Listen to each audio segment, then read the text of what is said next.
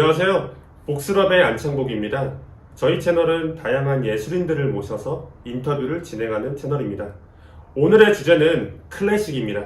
클래식 중에서도 성악을 주제로 인터뷰를 진행하려고 합니다. 오늘 인터뷰를 도와주실 성악가 바리톤 안재웅님을 모시겠습니다.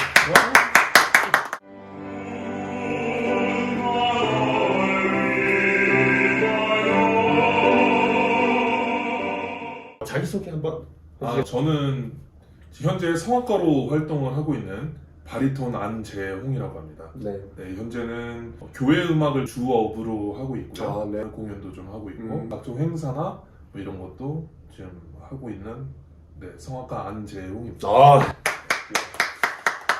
성악을 네. 어떻게 시작하게 되었는지. 네네.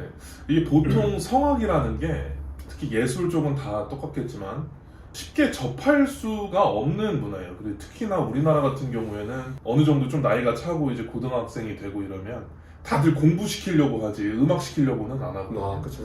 그래서 본인이 원해서 하는 경우가 일단 대다수. 저 같은 경우는 성악을 굉장히 늦게 시작한 축에 좀 속해요. 성인이 되고 시작을 했거든요. 고등학교 때랑 중학교 때는 음악에 대한 관심이 있었지만 부모님의 반대가 좀 있었기 때문에 제가 쉽사리 전공으로 확 선택을 하진 못했었고, 부모님한테 허락을 받아낸 게 고등학교 3학년 수능 3일 전에 제가 허락을 받고 본격적으로 음악을 시작을 하게 됐죠. 제가 성악을 시작하게 된 계기는 어렸을 때부터 시 쓰는 걸 되게 좋아했어요. 생긴 거는 그렇게 안 생길 수 있는데 문학소년이시네요. 그렇죠. 그때도 키가 크고 등치도 되게 컸지만 친구들이랑 뛰놀면서 체육을 하는 것보다 여자인 친구들이랑 소꿉놀이 한다거나 여자인 친구들이랑 같이 막 이렇게 수다 떠는 걸 좋아하고 혼자서 방구석에서 이렇게 시 쓰는 걸 좋아하고 음악 듣는 걸 좋아하고 그쵸. 그림 그리는 거 좋아하고 이런 쪽에 좀 취향이 있었어서 시를 쓰면서 나의 뭔가를 표현하고자 하는 그런 걸 좀 찾다 보니까 음악에 당연히 자연스럽게 관심을 가지게 됐고, 그 중에서도 특히 저는 힙합을 저는 되게 좋아했기 때문에 그래서 가사 쓰는 걸 되게 좋아하고 그러다가 이제 고등학교 이제 3학년 때 내가 음악을 진짜 전공을 해야겠다 싶어서 처음에는 실용음악으로 처음에 시작을 하게 됐었어요. 혹시 장르는 랩으로? 랩이랑 미디 작곡 그쪽으로 하려고 했었죠. 살짝 발만 담그고 빼는 걸로 해서 클래식으로 어찌저찌 하다 보니까 전공을 하게 됐던 것 같습니다. 그러면 맨 처음에는 시를 쓰는 게 좋아서 힙합을 하게 됐는데 시를 쓰다 보니까 작곡도 관심이 있었고 어떻게 하다가 성악을? 좀 스토리가 하나 있는데 저희 학교는 시범학교라고 해서 이과랑 문과랑만 이렇게 두 개가 나눠져 있잖아요. 대부분 그렇죠. 근데 저희 학교는 되게 특이하게 예체능과라고 있었어요. 음악을 전공하고 예체능을 하고자 하는 친구들만 모아서 고등학교 2학년 때 그 과를 선택을 하는데, 원래는 이과로 갔다가 고등학교 한 3학년 때쯤 너무 음악을 하고 싶은 마음에 그 예체능과로 전과를 하려고 했고, 그 전과를 하려다 보니까 힙합에 대해서는 그냥 듣기만 하고 이게 얕은 지식으로 무작정 하고 싶다라는 생각만 또 그리고 사춘기 때라서 맞죠. 그렇죠. 그 예체능과 안에 랩이랑 작곡을 전공하는 친구가 한 명 있었어요. 그 친구한테 제가 물어봤죠. 어떻게 하면 잘할 수 있냐 했을 때 이제 이 친구가 얘기했던 게 노래를 잘해야 한다. 무조건 랩만 한다 그래가지고 성공할 수는 없는 시대기도 하고, 그리고 음악적인 지식을 배우려면 네가 확실히 보컬 쪽에서도 이해가 있어야 랩을 할 수 있고 얘기를 해주더라고요. 그래서 노래를 잘할 수 있는 방법이 뭐가 있을까를 고민을 하다가 음악 선생님한테 물어봤고, 저희 음악 선생님이 또 성악을 전공을 하셔가지고 노래를 얘기를 하고 좀 고민을 얘기했을 때 당연히 그 선생님은 성악을 먼저 배워봐라. 그렇죠. 그분의 인생에서는 음악이라 하면 맞아요. 성악이니까. 맞아요. 그래서 권유한 거를 제가 듣고 배워보겠다. 그때 이제 처음 접하게 된 거죠. 본인이 하고자 하는 길을 생각했지만 다른 쪽으로 가게 되는 선생님이 은사님일 수도 있고. 맞아요. 네. 그래서 지금까지도 계속 연락을 드리고 있고. 예체능 쪽은 어렸을 때부터 막 초등학교 몇 학년이 넘어가면 늦었다 라는 이런 편견들 아니면 이런 기본 상식들이 있는데 20살 때에 성악을 시작했다는 건 드림 편에 속했던 건데 대학교 입시는 어떻게 준비하게 됐는지 조금 궁금하게 되는데, 입시 얘기하면은 정말 힘들었던 기억밖에 없는데, 이게 성악으로 내가 전공을 해야겠다라고 마음을 먹게 된 건 부모님하고 약간의 그 거래? 저한테 원하시고 좀 기대하시는 부분이 있었고, 저 또한 음악을 하고자 하는 부분이 있었기 때문에 요즘에는 그 랩이랑 미디 작곡이 있고 실용음악과로 들어갈 수 있는 루트들이 굉장히 많다고 제가 알고 있는데 예. 그 제가 했을 때는 2010년도, 11년도 이때였습니다. 11년도 네. 그때는 실용음악이 막 한창 붐이 일고 막 이럴 때가 아니에요. 슈퍼스타 K라는 그 오디션 프로그램이 막 나왔을 때였어. 네, 그랬었죠. 네. 그래서 그때 당시에는 실용음악과 하면 보컬,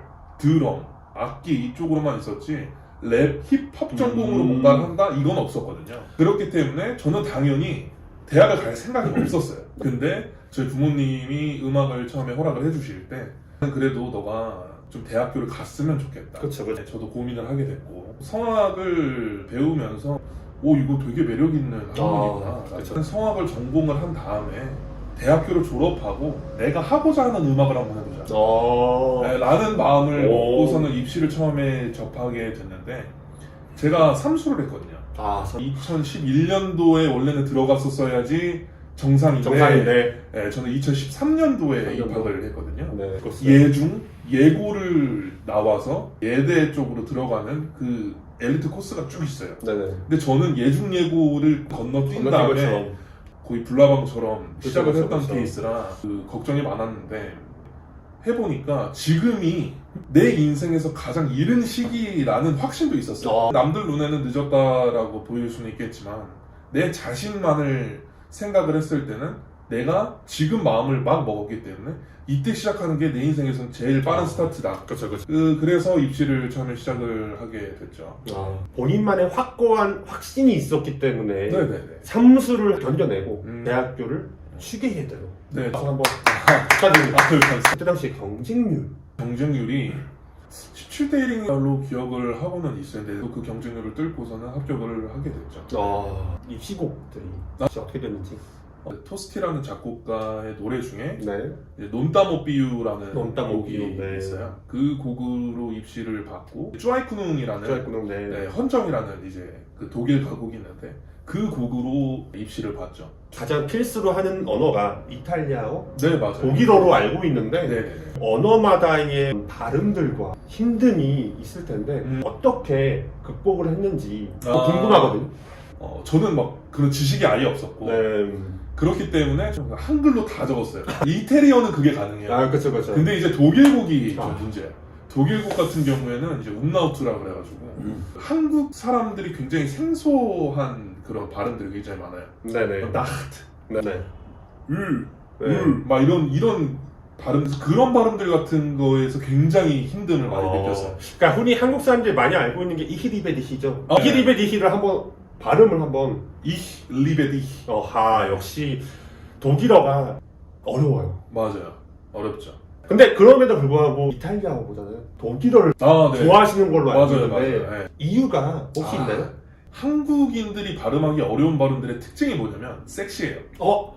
무슨 말인지 알 것 같아요. 야릇하면서도 굉장히 섹시한 그런 발음들이 많아요. 네네. 불어나 독일어, 한국인들이 딕션을 하기 어려운 그런 느낌들의 언어가 저한테는 특히나 더 섹시하고 문학 소년들이 자신만의 세계관이 있다 보니까 독일어만의 불어만의 그런 느낌을 좀 감수성 있게 받아들이셨던 것 같아요. 맞아요. 맞아요. 저는 개인적으로 이태리어가 좀 더 좋았거든요. 발음하기도 편했고 알바름만 하면 되니까 저는 상당히 그런 걸 선호했었는데 개인적인 편차가 있다는 걸. 합격자 발표 명단을 들었을 때 그때의 심정은 어땠는지 잊을 수가 없는 게 제 생일날에 발표 날이었어요.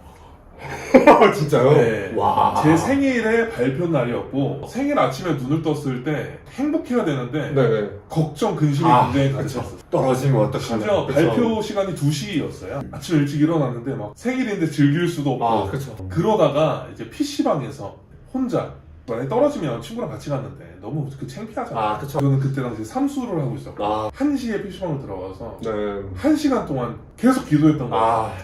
그러다가 합격자 발표를 딱 누르는 순간 축하합니다, 합격입니다라는 멘트를 보는 순간 PC방에서 진짜 눈물이 나더라고요. 삼수하면서 굉장히 힘들었거든요. 실용음악을 하면서 발성이고 뭐고 배운 적이 없으니까 그냥 막 했단 말이에요. 그렇죠, 그렇죠. 성대가 망가져 있는 상태였어요. 아, 예, 예. 처음에 첫 레슨을 갔을 때 들었던 소리가 뭐냐면 넌 병원부터 봐봐라 였어요. 힙합이라는 거에 안 좋은 예시들. 아, 남자들이 맞아요. 봤을 때 되게 멋있어 보이는 목소리들 있잖아요. 힙합 목소리를 긁는다던가 맞아. 성대를 못 살게 구는 거죠. 어렸을 때는 그게 괜히 멋있어 보일 수도 있어요. 맞아요. 이게 보는 소리가 아닌데 맞아요. 흉내내는 거죠, 흔히. 그래서 성대가 다쳤을 수도 맞아요, 있어요. 맞아요. 네. 그리고 제가 그때 랩을 한다고는 했지만 잘하지 못하는 그 관심만 있고 이걸 하고 싶다라는 마음만 있었지 실력은 되게 형편이 없었거든요. 아, 그래서 목이 완전히 가 있는 상태에서 처음에 성악을 시작을 해서 삼수하는 기간 중에서 1년 반 거의 2년 정도를 그냥 발성으로 교정만 했어요. 어떻게 보면 성대 재활 맞아요. 치료 같은 걸로 네, 그냥 하네요. 네. 성악을 전공하지 않은 친구들이 아 하면 아 할 수 있거든요. 아, 그쵸, 저는 그때 그게 안 됐어요. 막 이런 식으로 소리가 났었기 때문에 망가져 있는 상태에서 진짜 3년 동안 성악을 나는 전공을 하고 있지만 전공을 하고자 하는 나보다 일반인 친구들이 노래를 더 잘하는 걸 보면 그 자존감도 많이 떨어지고 그렇죠. 야, 하면 안 되나라는 생각도 많이 하고 그러다 보니까 또 이 갈면서 다른 친구들 다 막 술 마시고 이렇게 놀러 다닐 때 연습실에서 삼각김밥 먹어가면서 굳이 시간을 할애하지 않아도 되는 R을 네. 몇 개월 동안 막 하면서도 안 되는 내 자신이 그렇죠. 너무 한심하고 너무 힘들어서 막 피아노도 몇 번 부셨던 것 같아요. 실제로 보셨나요? 네, 마음이 아 진짜 실제로 부셨어요. 그렇군요. 그랬던 것들이 파노라마처럼 싹 지나가면서 그때 합격자 발표를 딱 듣는 순간 제 눈물이 막 그렇겠네요. 현재 입시생들 조언이나 팁이나 마음 심리적인 걸 좀 해주고 싶은 말이 혹시 있나요? 진짜 힘들 거예요. 네. 정말 힘들 거예요. 그렇죠. 음악뿐만이 아니라 다른 입시가 다 마찬가지일 텐데 정신적으로도 힘들고 그리고 어린 마음에 저처럼 이제 N수하는 친구들이랑 놀러도 가고 싶고 그런데 코로나가 없어지는 시기이기 때문에 놀러 갈 수 있는 기회들이 많이 생긴단 말이에요. 그렇죠. 또 놀러 가고 싶은 마음도 생기고 친구들 뭐 술 마시러 간다 그러면 마음도 흔들리고 그럴 거예요. 그러면 얘기해주고 싶은 게 갔다 오세요. 네, 갔다 오시고 그 성악이고 노래라는 게 연습할 수 있는 양은 정해져 있어요. 그렇죠. 조언을 해주고 싶은 건 본인이 심적으로 놀러 가고 싶은 마음이 생기거나 좀 흔들리는 마음이 생기는 친구라면 2시간 일찍 일어나세요. 연습실 가서 연습실에서 연습을 할당량을 다 채운 다음에 놀면 아무도 뭐라 안 하거든요. 그렇죠. 본인한테도 보상심리 같은 것도 있고 그런 걸로 좀 많이 힘들어하지 않았으면 좋겠어요. 눈치 보지 않았으면 좋겠고 그렇죠. 자존감 떨어지지 않았으면 좋겠어요. 정신이 좀 깨끗해진 상태에서 연습을 하면 음정 하나라도 기억이 더 잘 나고 놀 수 있을 때 노는 게 좋지만 맞아요. 하지만 연습은 무조건 해야 된다는 거. 네. 또 조언해 줄 게 또 한 가지 있다면 대학교 갔다 끝이 아니에요. 아, 대학교가 입시가 시작이라고 보통들 많이 하는데 아니에요.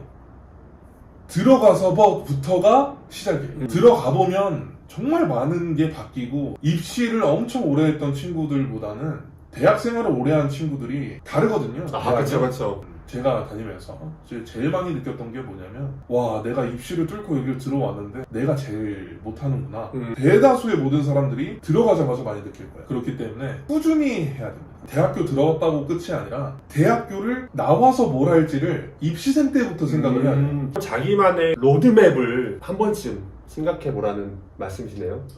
그렇죠. 아는 지식이 없어도 생각을 하고 계속해서 경계하고 있는 거랑 다르거든요. 그렇죠. 입시만 바라보고 달려왔던 친구들은 긴장을 풀어요. 그렇죠.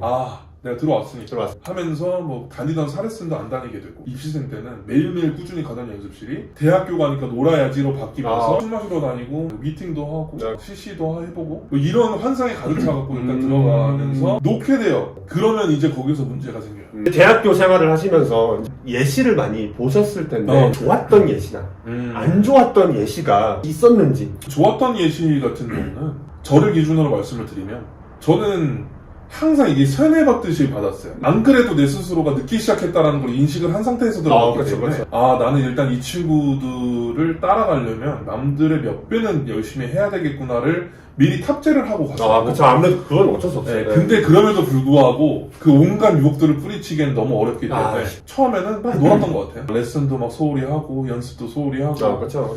그러다가 이제 제가 휴학을 하게 됐는데 휴학을 한 이유는 제가 딱 한 가지였어요. 내가 놀았기 때문에. 그 마음을 제가 실천을 하지 못했기 때문에. 그래서 제가 휴학을 하고 그 휴학하는 기간 동안 다시 입시생처럼 공부를 했어요. 엘리트 코스를 쭉 밟고서는 들어온 친구들이 거의 3분의 2가량이 넘어요. 그렇죠.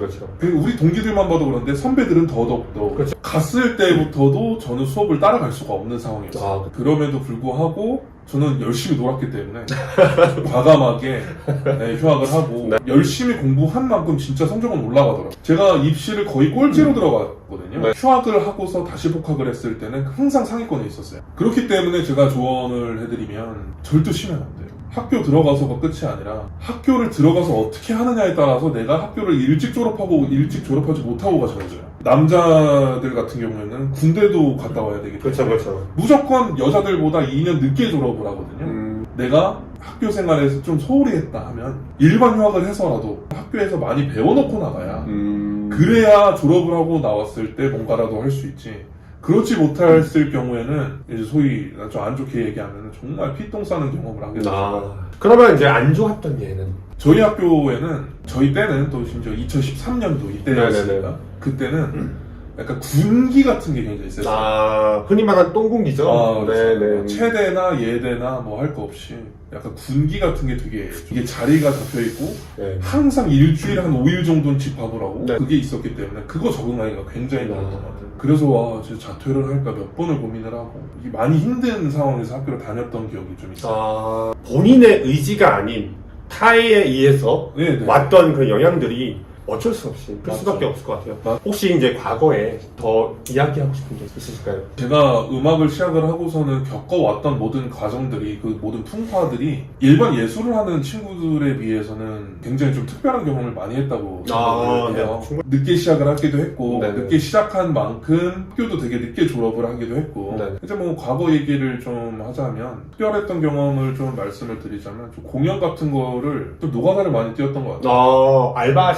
알바식이죠. 알바식인데 무대 경험을 하고 싶은 마음에 휴학을 한 기간 동안에 공부만 하다 보면 내가 또 다시 입시생으로 돌아온 것 같고 그런 생각이 굉장히 많이 들어서 휴학하는 기간 동안에 공연을 굉장히 많이 다녔어요. 전국 방방곡곡에 건강도 많이 안 좋아지기도 했고 차 안에서 자는 게 진짜 거의 대다수였고 그래서 좀 많이 힘든 좀 경험이 있었는데 많은 걸 좀 경험했던 것 같아요. 첫 공연의 입문작 앙상블이든 본인이 생각했을 때 이 정도면은 첫 공연의 입문작이었던 것 같다. 네네네. 너무 기억나죠. 뭐였냐면 음대 학교에서 주기적으로 학교 내부에서 공연을 열어요. 오페라를 열면서 이제 오디션을 보고 저희 학교는 2학년 때서부터 오디션을 볼 수 있게끔 돼 있었고 저는 언감생심 도전하지 말아야겠다라는 생각을 좀 가지고 있었던 상태에서 휴학을 하고 복학을 할 때까지도 저는 공연을 한 번도 해본 적이 없었어요. 복학을 딱 처음 복학을 했을 때 2014년도에 학교에서 성적이 갑자기 확 치고 올라오면서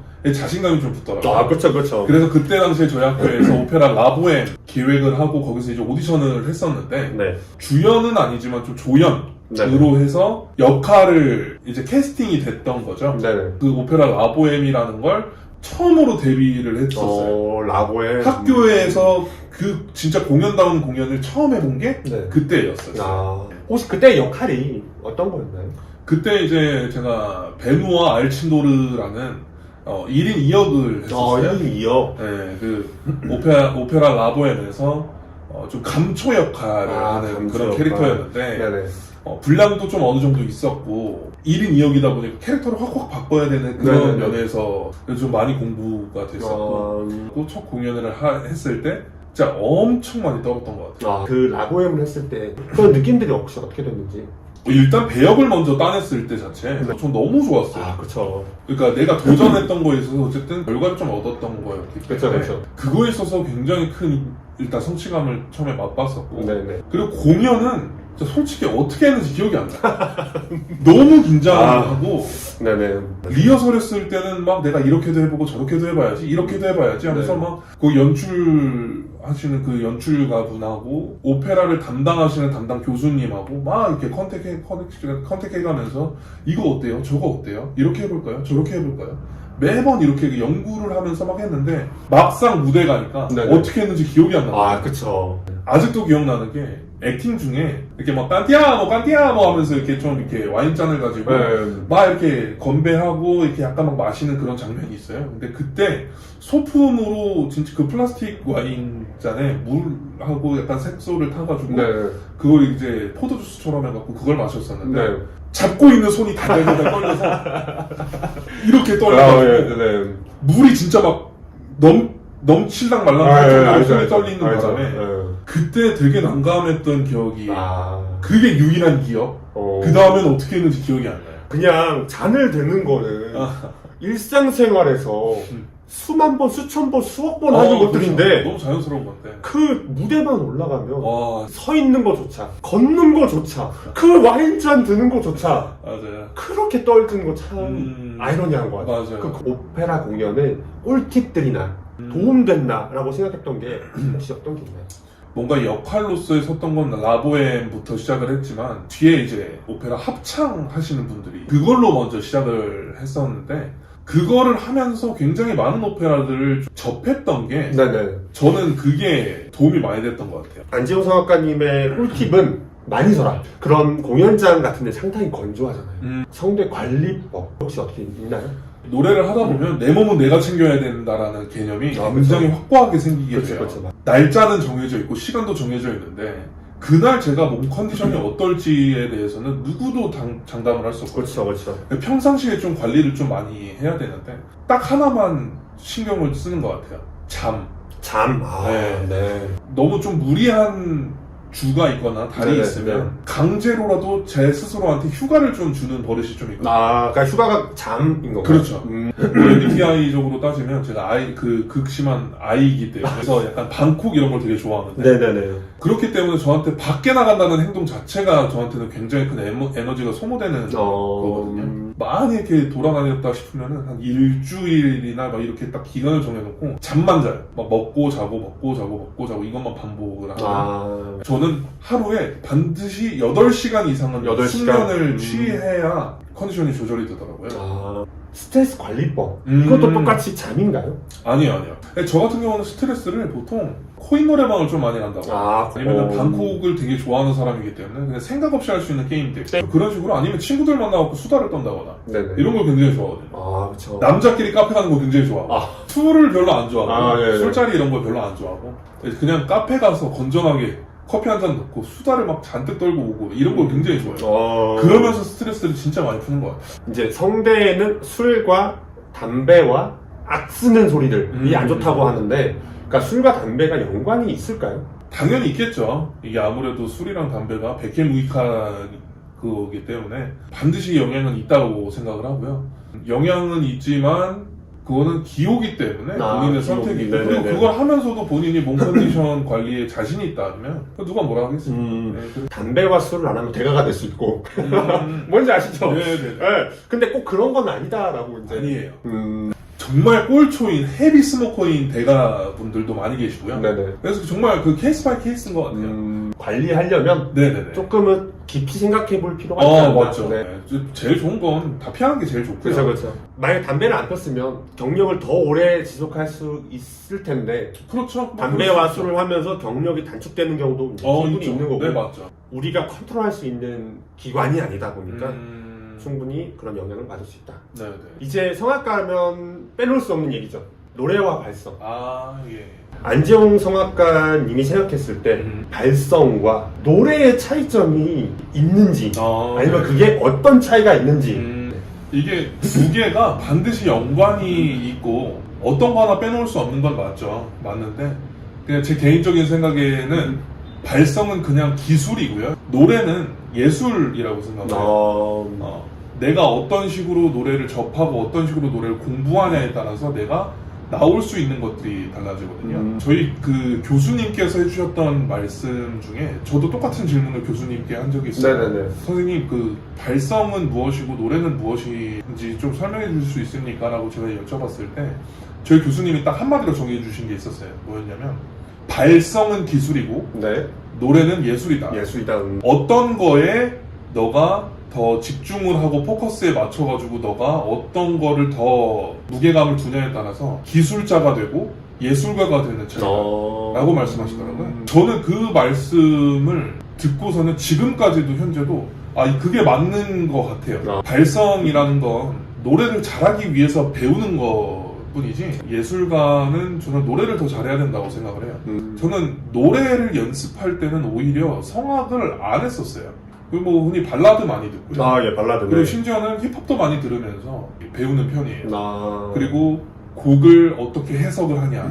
성악의 매력은 누군가가 다 이미 만들어 놓고 옛날에 다 이렇게 만들어 놓고 수많은 성악가들이 불러왔던 노래들을 불러내는 거거든요. 그렇죠. 어떤 사람이 노래를 부르냐에 따라서 그 노래가 다르게 다가오는 게 성악의 매력이에요. 저는 그렇기 때문에 노래에 대한 연구, 음악에 대한 연구는 내가 예술가가 되고 싶으면 반드시 해야 된다고 생각을 해요. 발성은 그 논외라고 생각을 하는 거예요. 왜냐하면 내가 표현을 하고자 하는 음악성을 좀 더 잘 표현을 하기 위해 발성을 배우는 거지. 네. 내가 발성을 끼깔나게 잘한다 그래가지고 노래를 잘할 수 있냐를 물어봤을 때 글쎄요, 저는 그렇게 생각하지 않아요. 나이가 좀 있으신 분들이 정말 심금을 울리는 노래들이 있거든요. 맞아요. 연륜미라고 하죠. 그게 사람을 움직이냐 못 움직이냐 그게 예술의 힘인 것 같습니다. 성악의 길을 총 이제 10년 정도 걸어오고 계시는데 그 성악가의 길을 걸으면서 영감을 줬던 사람이나 아니면 뭔가 본인이 생각했을 때의 그런 롤모델들이 있잖아요. 혹시 어떻게 되는지. 네. 영감은요, 가요를 많이 부르는 거예요. 네네네. 가요를 많이 듣고 많이 부르고 네. 내가 직접 글을 써보기도 하고 네네. 그리고 책을 많이 읽고 그쵸. 이런 것들이 굉장히 큰 영감을 주거든요. 처음 받는 노래를 턱 하고 받았을 때도 한번 쭉 들어보면 나는 여기서 이렇게 표현하고 싶어. 이게 자연스럽게 생각이 나는 거예요. 내가 생각한 마음속으로 생각하고 머릿속으로 생각한 걸 잘 표현해내는 그 얼마나 표현을 해내느냐가 이제 성악가가 해야 되는 역할인 거고 그걸 얼마큼 잘 뽑아낼 수 있느냐가 저는 예술가라고 생각을 하는 거고 그래서 영감 같은 경우는 많이 듣는 것 같아요. 많이 보고 많이 듣고 롤모델 같은 경우는 한 명을 이렇게 딱 정해놓는다기보다는 이 가수의 이런 점은 좀 본받고 싶다.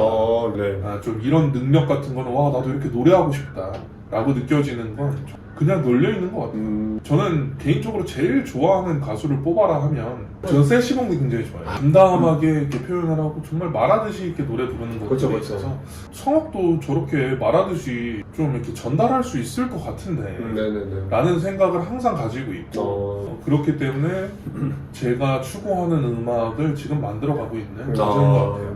작곡이나 그런 것도 하고 계신가요? 그걸 하고는 있지는 않지만 관심은 있어요. 언젠가는 이게 기회가 된다면 하고 싶다. 라는 게 항상 제 마음속에는 한켠에 자리를 잡고 있어요. 그러면 이제 성악가를 이제 졸업을 하셨잖아요. 네네네. 이제 앞으로의 그 로드맵을 어떻게 생각하고 있는지 한번 말씀해 주세요. 저는 물론 내가 주인공이 돼서 스포트라이트를 받는 것은 영광이라고 생각하고 너무 신나고 재밌는 일이고 즐거운 일이라고 생각하지만 그것보다 그냥 남들과 같이 하는 거를 저는 더 좋아하는 것 같아요. 제가 예전부터 굉장히 좋아하던 장르가 합창을 굉장히 좋아해요. 하나의 하모니를 만들어서 내가 혼자서는 절대 낼 수 없는 그런 매력적인 사운드를 뽑아내는 굉장하죠. 그래서 저는 합창을 좀 하고 싶다라는 마음이 굉장히 커서 가장 큰 목표는 시립합창단을 들어가서 거기서 더 많은 경험을 좀 쌓고 싶어요. 성악가 안재홍과 일반인 나라는 존재 안재홍의 그런 마인드 차이가 혹시 있나요? 인간 안재홍 자체가 올바르게 성장을 하고 정말 내묻지 않고 약간 순수한 퓨어한 뭔가가 있어야 내가 예술가 성악가 안재홍으로서의 무대를 쓸 때 그것들이 고스란히 묻어나온다고 생각을 해요. 그러니까 실생활에 생활하는 그 안재홍이 그 무대 성악가라는 안재홍이 그대로 스며든다는 말씀이죠. 맞아요. 그래서 노래를 할 때 보통 노래를 하면 저 사람은 어떤 성격이겠구나가 사실 어느 정도 좀 교수님들이나 좀 되게 그 대가 단위를 좀 모르시거나 아니면 활동을 좀 많이 하고 계시는 분들이나 오래 하시는 분들은 얘가 한 소절만 노래를 해도 어떤 성격인가를 알 수가 있어요. 예. 그렇기 때문에 저는 인간 안재홍이 어떻게 성장을 하고 어떻게 발전을 하느냐가 내가 성악가로서 활동을 할 때 얼마만큼 표현해내고 얼마만큼 내가 성장할 수 있느냐에 대한 지표가 그거라고 생각을 하기 때문에 인간 안재홍으로서는 굉장히 선한 사람이 되고 싶어요. 제가 제일 해보고 싶은 것 중에 하나가 네네네. 전 지휘를 해보고 싶어요. 아, 지휘. 네네. 합창지휘도 합창지휘지만 기회가 된다면 저는 합창지휘뿐만이 아니라 오케스트라도 지휘 한번 해보고 싶고 오. 네, 그리고 그 다양한 악기들도 한번 배워보고 싶고 네네. 한번 경험해보고 싶고 제 하나의 목표가 하나 더 있는 거죠. 그러니까 어떻게 보면 시작은 랩으로 했지만 네. 그러니까 성악으로 갔고 음흠. 내 작곡도 한번 해보고 네. 작곡의 꽃은 사실 좀 지휘잖아요. 뭐 그렇죠. 그렇죠. 네.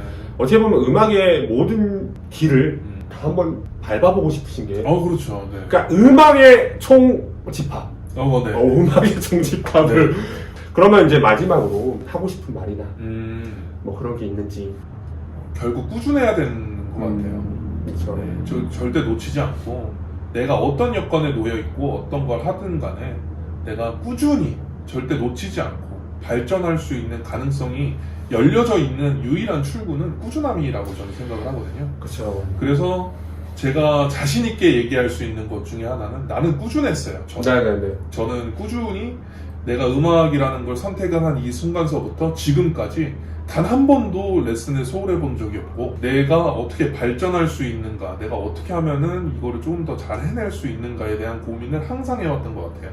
그런 모든 것들에 대한 꾸준함이 있었기 때문에 가능했다라고 저는 확신을 하고 있기 때문에 꾸준함이 가장 큰 자산인 것 같아요. 아, 그러시구나. 어느 분야든 사람들이 그 길은 엄청 힘든 길이다. 넌 하지 마라. 이런 얘기들을 많이 하는데 어떻게 보면 그 분야에서 꾸준히 걷다 보면 운을 따라서 다른 사람들한테 보여줄 수 있는 기회가 참 많은 것 같아요. 그런 부분에 있어서 상당히 진짜 멋있다고 한번 말씀드리고 싶고 네. 지금 레슨도 진행하시는 걸로 알고 있고 유튜브도 하시는 걸로 알고 있는데 한번 이렇게 레슨이나 유튜브나 한번 홍보 한번 네네네. 그 유튜브 같은 경우는 이제 제가 GOM 그다음 한글로 클래식이라는 채널을 제가 하나 만들어서 하고 있어요.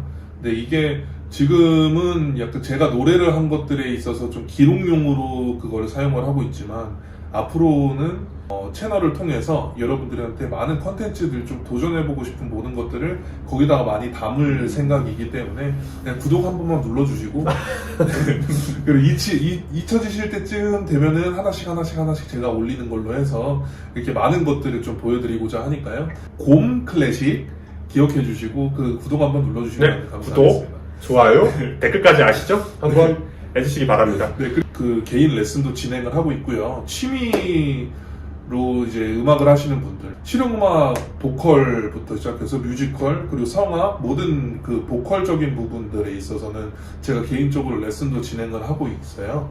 그래서 아마 여기 인스타 깔아드리겠습니다. 네, 유튜브 뭐 댓글이나 뭐 이쪽에다가 좀 문의를 남겨주시면 그러면 이제 제가 보고 이제 거기서 이제 연락을 드리고 뭐 이렇게 진행을 할 수 있으니까요. 많은 연락 주시면 감사하겠습니다. 네, 감사합니다. 네, 이상 복스럽의 안재홍 성악가님과 같이 한 인터뷰였습니다. 감사합니다. 감사합니다.